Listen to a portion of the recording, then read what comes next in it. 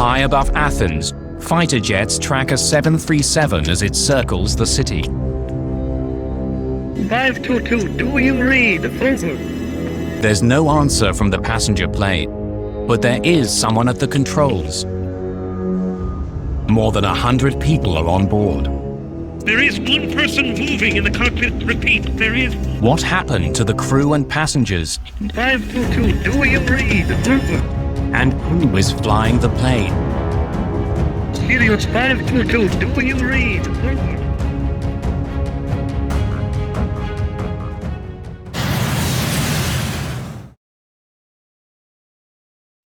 Early morning, August the 14th, 2005. The cabin crew of Helios Airways Flight 522 are preparing for their trip from the island of Cyprus to Athens, Greece. Andreas Prodromou is 25. He isn't supposed to be working today, but he's taken the flight to spend some time with his girlfriend, who also works for Helios. Prodromou is a flight attendant now, but he has bigger plans. One day, he wants to fly for Helios. In the cockpit, the flight crew is occupied with the daily routine of preparing their jet for takeoff. Before beginning any flight, crews are required to perform dozens of checks on various pieces of onboard equipment. It's a routine but necessary procedure. Helios is a charter airline with low-cost fares to Greece. It's a summer weekend and the plane is filled with families. In all, there are 115 passengers on the morning flight. Just a few minutes after 9 in the morning, Helios Airways Flight 522 lifts off into the bright sunshine.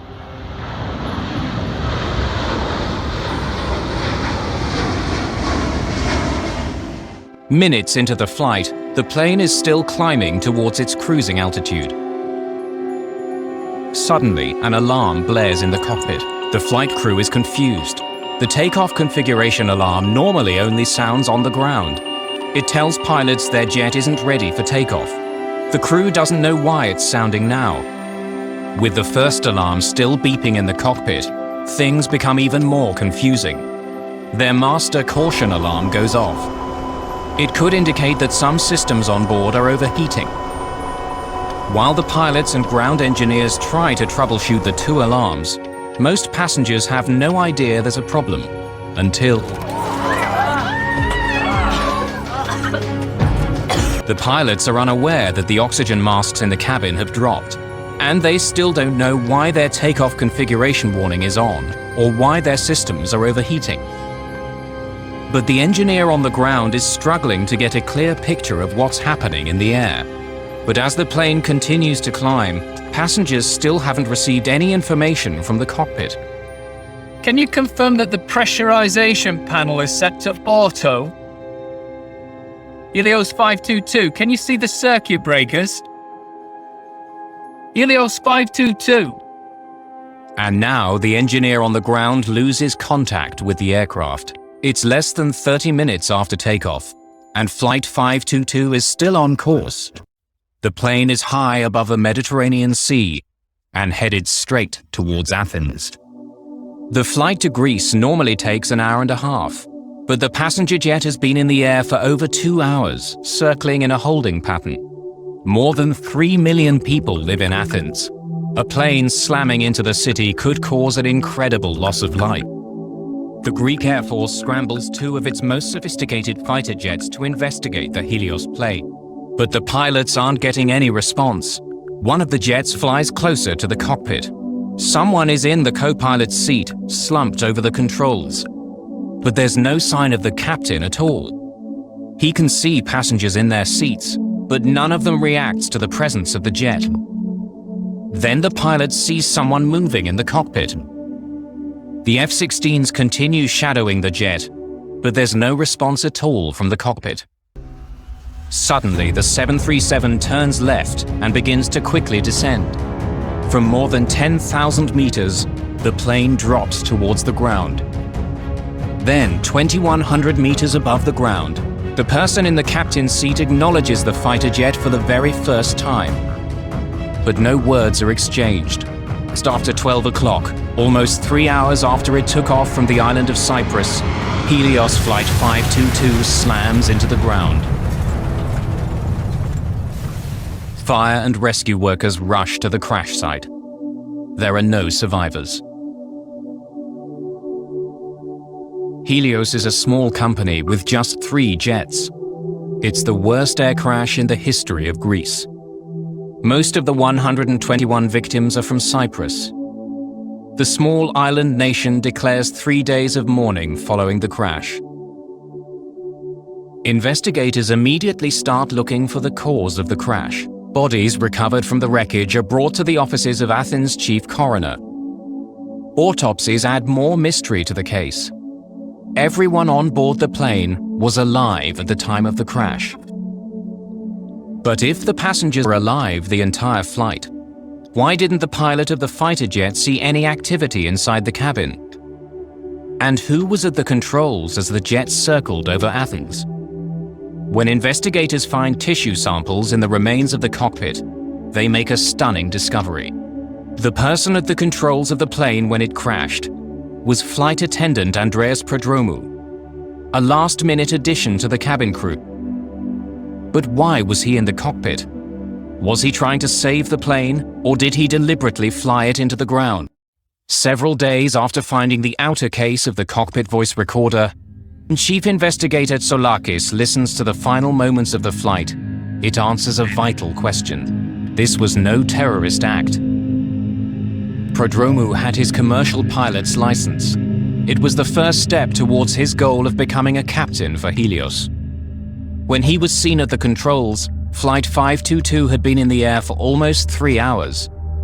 And the reason the Helios plane seemed to veer away from the F-16s following it was because its left engine was out of fuel. Investigators are still struggling to solve the mystery. What had overcome the passengers and crew of Helios Flight 522? And why one flight attendant apparently unaffected? The discovery of one small switch holds the key to the entire crash. The crash of Helios Flight 522 is one of the most mysterious air disasters ever. Chief Investigator Akrivos Tsoulakis focuses on a small control panel found in the wreckage of the ravaged jet. The P5 pressurization panel ensures that passengers have enough air to breathe, even at high altitudes. Normally, pressurization takes place automatically. As the jet climbs, its engines force air into the plane as they power it through the sky. But when the pressurization switch is set to manual, both the captain and co-pilot are responsible for maintaining the cabin atmosphere using a controller. Tsoulakis learns that during the early morning maintenance check on Helios 522, ground engineers had turned the P5 switch to manual. When the test was over, they didn't turn the switch back to automatic. Several hours later, when the flight crew entered the cockpit, the pressurization switch was still set to manual, but neither the pilot nor co-pilot saw it. As a result, after takeoff, the cabin would not pressurize automatically. And the higher Flight 522 climbed, the thinner the atmosphere became. Not turning the switch back to automatic was a deadly, hidden danger. Tsoulakis believes this panel could be the key to the disaster. Leaving one switch on manual could have led to all the other problems the plane faced. Tsoulakis confirms that the alarm went off because of the dangerously low air pressure in the aircraft, but he also discovers that the sound itself is identical to the takeoff config warning. But even if the flight crew did misinterpret the first alarm, they still had another chance to determine what the real problem was. At almost 5,000 meters, the plane's master caution light flashed on and stayed on for almost a minute. But once again, the pilots misinterpreted the cause of the alarm. The master caution light can indicate that the plane's systems are overheating, but it can also tell pilots the oxygen masks are down. In this case, it was doing both at the same time. But since the crew didn't think they were having pressurization problems, they focused on the plane's cooling systems. Tsoulakis believes that the captain may have been checking on the circuit breakers behind his seat when he and the co-pilot finally ran out of air. And unlike in the cabin, the oxygen masks in the cockpit do not automatically deploy if the atmosphere begins to thin. On the other side of the locked cockpit door, no one in the cabin would have known that the plane was now flying itself, nor would they have realized that a limitation of the passenger oxygen system had sealed the fate of everyone in the cabin.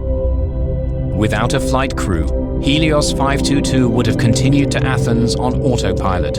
When the crew didn't take control, the autopilot would have put the jet in a holding pattern as it flew over the airport. There was no dramatic cabin failure. Instead, a series of small mistakes and misunderstandings had led to the worst air disaster in Greek history.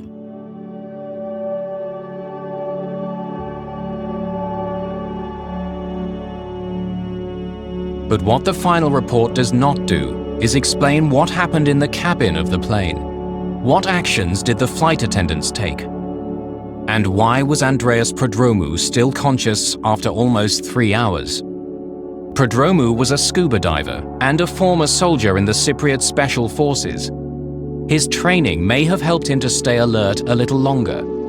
But to survive after the passenger oxygen system stopped working, he needed another solution. The 737 had 4 portable oxygen bottles. Each one could last more than an hour. All 4 bottles were found at the crash site. 3 of them appeared to have been used.